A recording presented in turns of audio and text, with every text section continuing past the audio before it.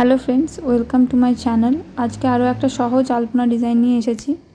এটা মূলত বর্ডার আলপনা বা চৌকাট আলপনা বলতে পারেন। ইউজুয়ালি আমার ভিডিওতে ছাপ কিন্তু থাকে না, কিন্তু আজকে আমি এঁকেছি।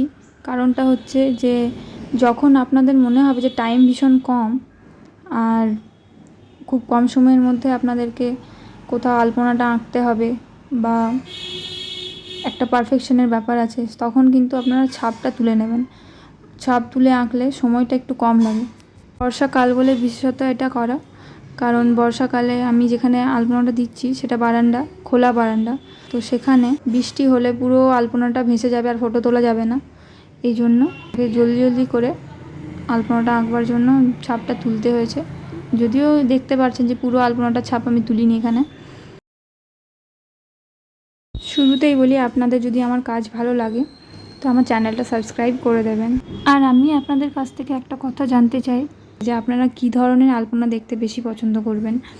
রাউন্ড আলপনা না এরকম ধরনের বর্ডার আলপনা আপনাদের বেশি ভালো লাগে? তো সেটা যদি আপনারা কমেন্টে গিয়ে জানান তো আমার সত্যিই খুব ভালো লাগবে। আলপনা স্টেপ বাই স্টেপ করতে গেলে কিছু ট্রিক্স জানতে হয়। যেমন আপনারা দেখতে পাচ্ছেন যে এখন যেটা আমি আঁকছি সেটা আমি চাইলে অনেক আগে এঁকে নিতে পারতাম, এক টানে লাইনটা আঁকা যেতে পারতো, কিন্তু আমি প্রথমে এঁকে নিয়ে সাইড থেকে ওটাকে আমি অ্যাড করে দিচ্ছি। এটার কারণ হচ্ছে যে ভুল হওয়ার সম্ভাবনাটা অনেকটা কমে যায়।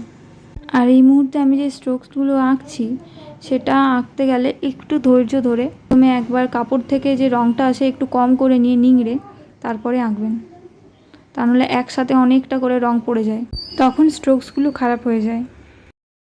এখানে দেখুন আরেকবার আমি একটা লাইন খুব সরু করে টেনে দিলাম, কারণ মাঝের যে স্পেসটা আছে সেটা অনেকটা খালি ছিল। এই জন্য ওই জায়গাটায় যাতে একটু ভরাট লাগে এই জন্য আবার একটা বাইরের থেকে লাইন টেনে দিলাম। আলপনাটা আঁকার জন্য আমি খড়িমাটি ব্যবহার করেছি আর ব্যবহার করেছি একটা পুরনো কাপড়। এরপর এখানে ছোট ছোট ড্রপস এঁকে দেবো। আলপনা আঁকার পরের কাজ হচ্ছে পুরো আলপনাটাকে অবজার্ভ করে কোন কোন প্লেসগুলোকে ফিক্স করতে হবে সেটা করা। তো সেটা করার পর এখানে কিছু কিছু ড্রপস এঁকে নেব মাঝের স্পেসটাতে। এই জায়গাটা একটু খালি লাগছিল এই জন্য এখানে এঁকে দিলাম, কিন্তু আমি অপোজিট সাইডে এই ড্রপগুলো আঁকবো না। আপনারা চাইলে অপোজিট সাইডেও এই ড্রপগুলো আঁকতে পারেন। যেহেতু অপোজিট সাইডে ড্রপসগুলো আছে তাই ব্যালেন্স করার জন্য এই সাইডেও ড্রপসগুলো আঁকতে হলো। এরপর একটা ছোট্ট মতো স্ট্রোক আঁকবো। তবে এখানেই আমাদের আলপনা কমপ্লিট হয়ে গেছে। আপনারা এই আলপনাটা আঁকুন, আপনাদের কেমন লাগলো আমাকে অবশ্যই কমেন্টে জানাবেন। ধন্যবাদ।